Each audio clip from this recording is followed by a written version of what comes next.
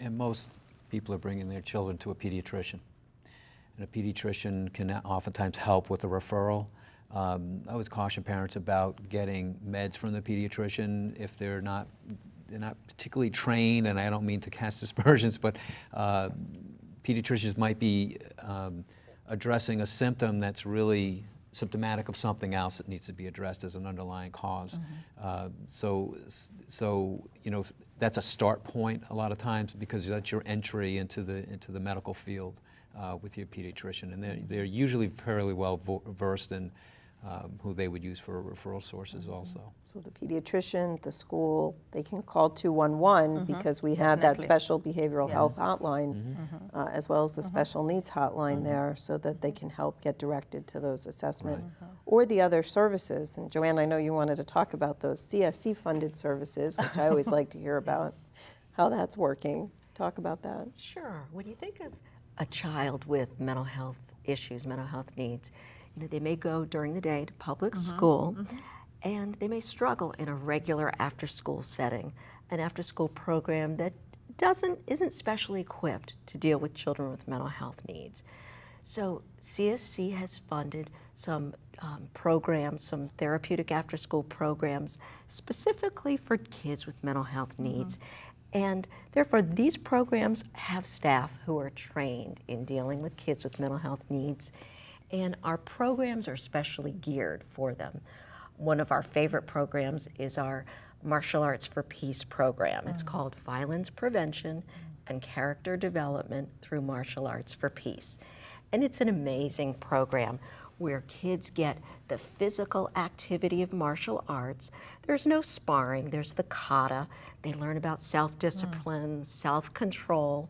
They learn a lot of character building. There's character building mental martial arts that goes on. They learn about integrity and honesty and really good character traits that they can build in themselves. And there are many different segments to this Martial Arts for Peace program in the afternoon.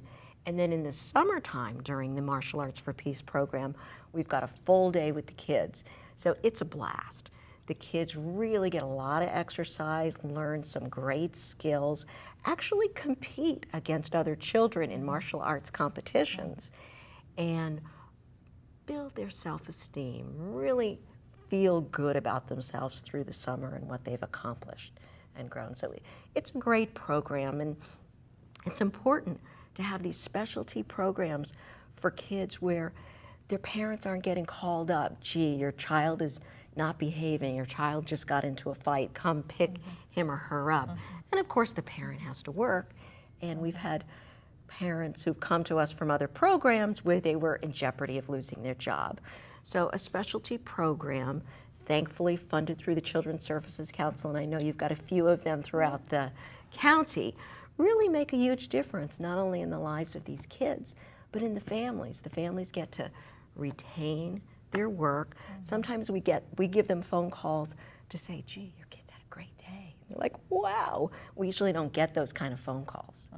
So, you know, I have to say, I remember the very first year of CSC's existence when you applied for funding for that, and we all thought, you're going to teach martial arts to children who have mental illness? This does not seem like a good idea. But you made an excellent case, and it has been one of the most moving programs that we've funded. I don't know, I love them all.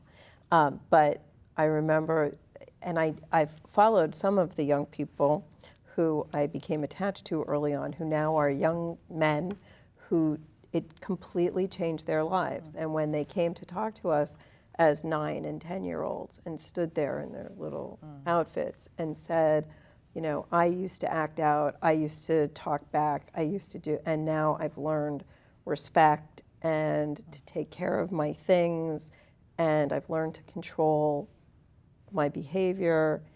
It was just amazing. And in fact, even for those without mental illness but with some behavioral issues, I was just talking to a dad recently who said he was having some issues with his son who was about 10.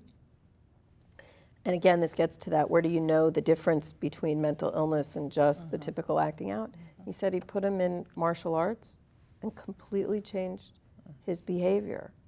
So there are some tools out there also for parents to look at, for those normal acting out behaviors. And one of the things that can easily happen and is unfortunate is that when a parent begins to recognize that the child is off a little bit, they have a tendency to retreat and to not reach out to people, which is the worst thing that can happen. It's once you start isolating, the symptoms can become worse because now the child, by the way, mental illness or not, children are very perceptive, as we know, and will understand that if a parent's relationships are changing, children are quick to blame themselves and to take on the responsibility for all kinds of family woes. So if you've got a mental health diagnosis on top of that, overladen on top of it, you've now created a bigger burden for the child. When what we're looking to do is relieve the burden from the child to say, yeah, we recognize there's an issue, we're going to address it. And to your point, and Joanne's point also, that a mental health diagnosis is not the end of the road. It's an opportunity to identify and then move along and move forward. So the worst thing that can happen is to kind of just step back and say, I'm not going to talk to anyone. I'm not going to talk to my friends. I'm not going to talk to my parents. I'm not going to talk to my brother and sister, whomever might be their social network. It's about the worst thing you could do. Do you think that some of them are afraid, not only in the stigma of their child, but that maybe it's going to turn out that they have a mental illness or their spouse, or it's maybe a little scary to look in the mirror? Sure. Yeah. Well, if you look at there's always that, I'm sure you see this in school, is parents comparing grades. Yes. Oh, my child's a straight A student, or and then there's the child who has a couple of C's thrown in. Well, that parent all of a sudden isn't part of the conversation, so it really it becomes more and more isolating, and it's a dangerous road to go down. But I think there's that competitive nature, unfortunately, that my child is going to be, the doctor, the lawyer, whatever. You don't have too many parents say, my child's going to become the social worker. That's never been the... They should. They should. We love our social workers. We only have a couple of minutes left, so I want to make sure that you get in any last points that you wanted to talk about. With the change in times that we're going through in society, we see lots more children in our schools demonstrating symptoms of mental illness, because a lot of kids now are coping with many kinds of things that we didn't have to cope with when we were kids. There is all this, the bullying kinds of things that are happening, that a kid turns the behavior inward sometimes, and so we have to address those. We have a lot of sexual identity issues at work right now, and that's a really big area where children really become quite depressed by that. And by the way, sometimes depression in schools get misdiagnosed, because sometimes a child might be acting out, and we think that a child might be ADHD, but the child actually is depressed, because for the young ones, when they're acting out, depression sometimes becomes overactivity. So we have a lot to look for. And the one thing I would say for parents is that there's some kind of normalcy involved with a child not wanting to speak to you, especially an adolescent, because they're really trying to find themselves and separate from parents. So, but parents need to know that there's a time when it's too much, and there's a time when I can't have my child be in his or her room for so long with no interaction with the family, that something might be going on. So they need to really watch the kind of behavior. And really, I would say to parents, just be really wide open, be very watchful and observant of children's behavior, and be the kind of parent that your child can approach. So if something is going on, the child can come to you and say, I might need some help with this or that. And you as a parent will be willing to help the child to get the services they need. And how about extended family? And Making extended, sure that they yes. know extended family, a close family friend. Yes. If the child opens up to you, please come back to me so Yes. that I can take some action. Definitely. But Yeah. you need to have those safe adults for them. Yes, we need that. Yes. Excellent. Well, this has been terrific. I think that May 8th, Child's Mental Health Month, let's make sure that everybody knows that there are services available for any child who needs them, and that folks need to call 211 to get that information or talk to their teacher or pediatrician.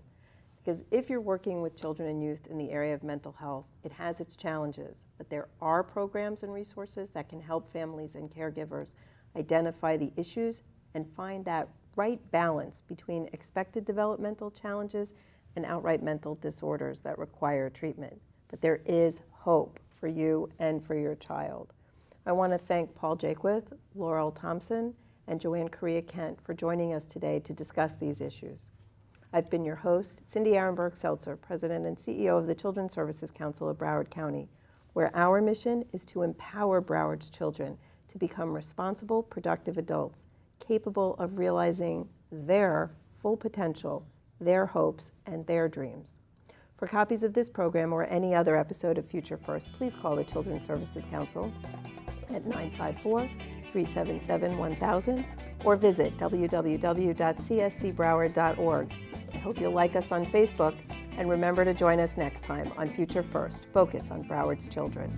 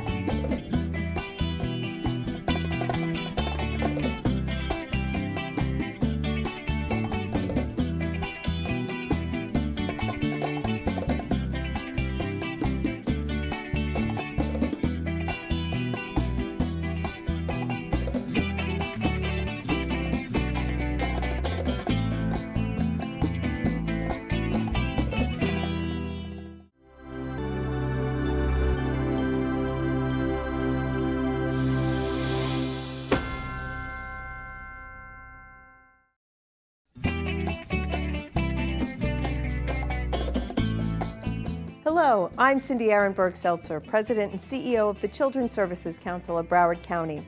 Did you know that the Children's Services Council is the largest funder of programs that serve children and families in Broward? And we are making a difference. 91% of children in our after-school and summer programs improve their reading skills. 96% of families in our family strengthening programs did not have a verified abuse report even 6 months after completing the program.